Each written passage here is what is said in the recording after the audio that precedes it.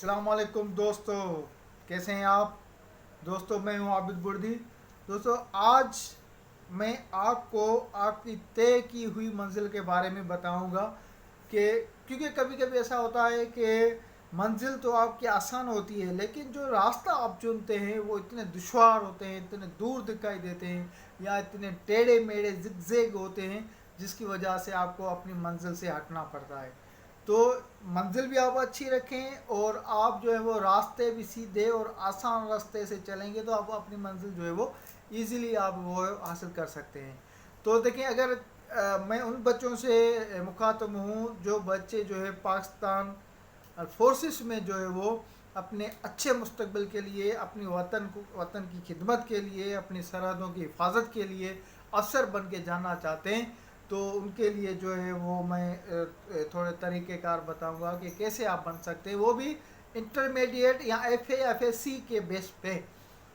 तो जिस तरह से आपने एफ ए कर लिया, एफ ए या एफ एस सी कर ली, उसके बाद जो है वो आप पाक आर्मी में, पाक नेवी में या पाक एयरफोर्स में एज ए अफसर 17 स्केल में गजेटेड अफसर जो है वो बन के आप जा सकते हैं।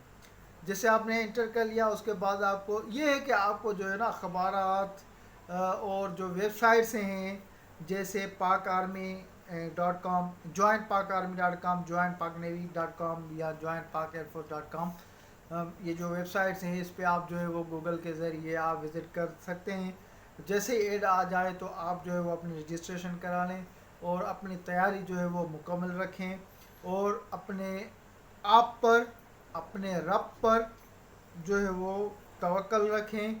इंशाल्लाह आप जो है वो हो जाएंगे और आपकी जो आपका जो जो मकसद है, जो आपका इरादा है, जो आपका प्लान बनाया हुआ है कि आपको जो है वो अपनी कौम की खिदमत करनी है, अपने वतन की खिदमत करनी है, अपने वतन की सरहदों की हिफाजत करनी है और अपने वतन के लिए अगर जान की कुर्बानी देनी पड़ी तो वो भी देने के लिए तैयार है। तो ये इसमें आपका बेस्ट फ्यूचर है, आपके दोनों जहान, इधर भी और आखिरत भी आपकी जो है वो संवर जाती है। तो आप अगर जाएंगे तो पहले तो उसमें ये है कि आपको ऑनलाइन अप्लाई करना पड़ेगा, उसके बाद आपको टेस्ट देनी पड़ेगी। टेस्ट जो प्रिलिमिनरी टेस्ट है, टेस्ट 3-4 किस्म की होती हैं। एक तो प्रिलिमिनरी टेस्ट होती है, एक मेडिकल टेस्ट होती है, एक जो एकेडमिक है वो होती है। इस तरह से फिर आपकी जो है वो इंटरव्यू होता है।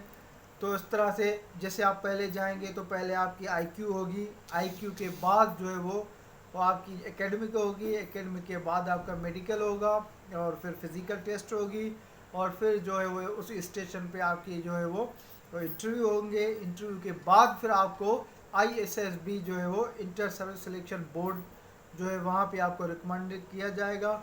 वहाँ पे आप जाएंगे तो वहाँ पे पहले दिन जो टेस्ट होती है तो वो अगर आपने क्लियर कर ली तो उसको स्क्रीन आउट कहते हैं।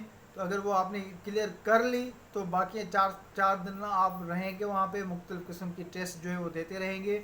अगर स्क्रीन आउट हो गए तो फिर तो वहाँ से वापस आना पड़ेगा। तो फिर 4 दिन मुख्तलिफ़ टेस्ट होती है आपकी, जो है वो साइकोलॉजिकल टेस्ट होती है, फिज़िकल टेस्ट होती है, मेडिकल टेस्ट होती है, फिर आपकी जो है वो काफ़ी जो है वो IQ की टेस्ट होती है। इस तरह से फाइनल इंटरव्यू होता है, उसके बाद जो है वो सिलेक्शन हो जाती है। तो ये एक जो है वो प्रोसेस है, उससे आपको गुजरना पड़ता है। तो ये कोई मुश्किल नहीं है, कोई जो है वो काफ़ी जो है ऐसे भी बच्चे होते हैं ये सारी चीज़ें सुन के डर जाते हैं, फिर अपनी मंजिल से ही हट जाते हैं। ऐसी कोई बात नहीं है।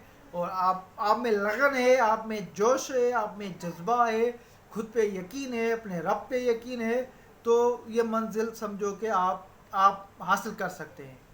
तो इंशाल्लाह उम्मीद करते हैं कि ये जो इन्फॉर्मेशन आपको दी तो ये आप अपने दोस्तों से भी शेयर करेंगे और और आप फोर्सेस में जाके अपने वतन की, अब हमारे प्यारे वतन की खिदमत करेंगे इंशाल्लाह। ओके, हमें इजाज़त देना। खुदा हाफिज़।